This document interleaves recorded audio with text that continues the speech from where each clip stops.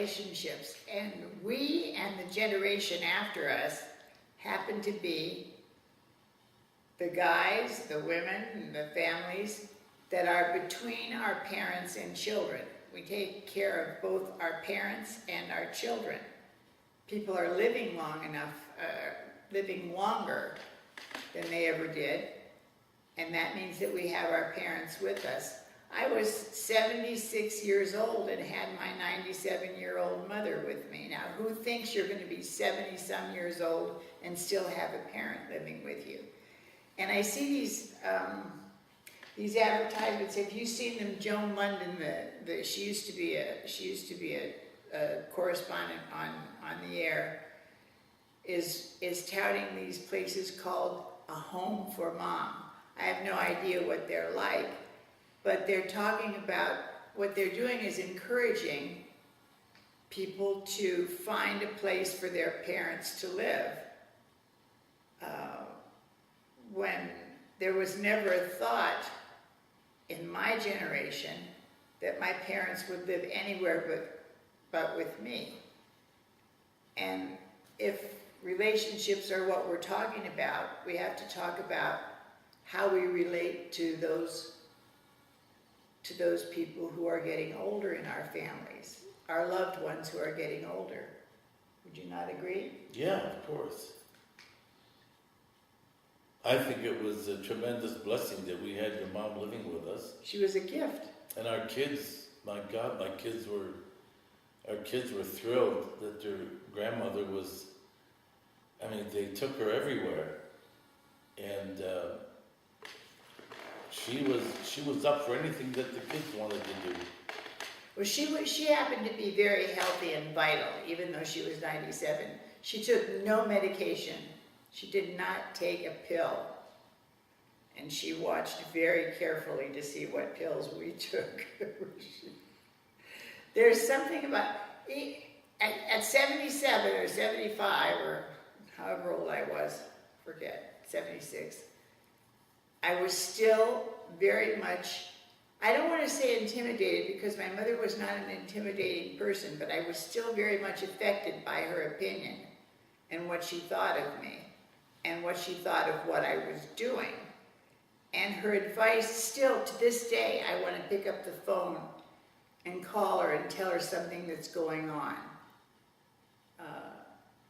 I don't know if we ever lose wanting to know what our mothers and fathers, even elderly aunts and uncles, what they would think or believe, what they would tell us, what advice they would have for us. It's sage. It's sage, their advice, because they've lived long. They've lived through what we are going through. I think that brings up another issue, is that how many kids want and need the approval of their parents? Don't we all? Don't they all? There's a whole bunch of young people that did not feel their parents loved them, or cared about them, or cared about their opinion. And just think about how many single families there are where one of the other is absent. Those kids are always looking for that shadow figure for approbation, for approval, for love. And of course, a lot of these young people think sex is love, and which is why they say we have daddy issues or mommy issues. Yeah, but it's true. And I also think that how many times did I have people when they would talk to me, they'd say, "Father," it was the same thing as saying "Daddy," and because we were that figure in their lives. I remember in Chicago, there was one man who was particularly angry with you so much at the time, and we found out, or we connected it to the fact that he really disliked his father and had a bad relationship with his father, and he transferred that to you. You became his father figure, and you were the reason for everything that went bad in his life. Do you remember that fellow? Mm-hmm. He was a doctor. He was an educated man, but he Because his father abandoned the family. And so he transferred that abandonment to me. He even came to the house once with a gun to shoot me. So I remember that. He drove up on the lawn and came out of the car with a gun because somehow I didn't live up to his expectations. And it was all transference. And how many of these kids transfer their angst onto others? That's why when kids are in a relationship and there's a divorce in their family, this is like one reason why we had a counselor at our church, because I said, you better work out your angst now before you get married, because 5 years from now, you may try working it out on your parents. On your husband or your wife. So it's, there's this one book by, his name is McGraw, I think. And he talks about, and I remember teaching this in my class at McGill, that young people have to learn to forgive their parents, or they are on a recycled self-fulfilling prophecy of negativity.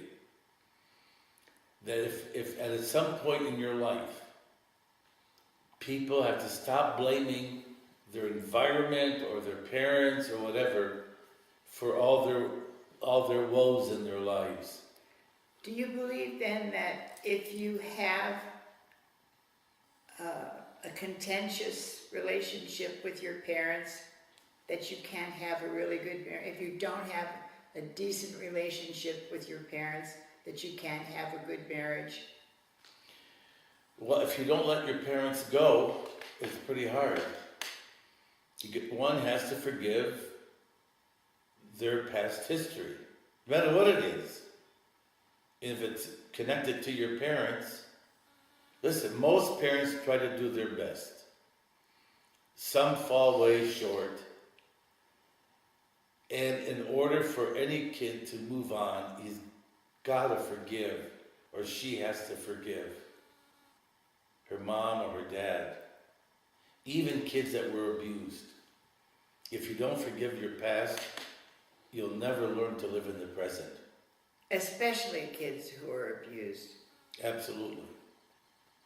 Because that follows them and taints every relationship they have. Well, I remember when I was teaching at McGill, how many kids told me they were abused by their parents. And they really came into that class angry. Because again, even though I was Professor Gabriel, I was still Father Gabriel. And I remember opening up every class with about the importance of forgiveness to your parents, to any negativity in your life that's in the past, so you can move on in the present. It's so important to live in the now and not be dragged back to woe is me. Well, I think I want to thank everybody for listening. It's been fun.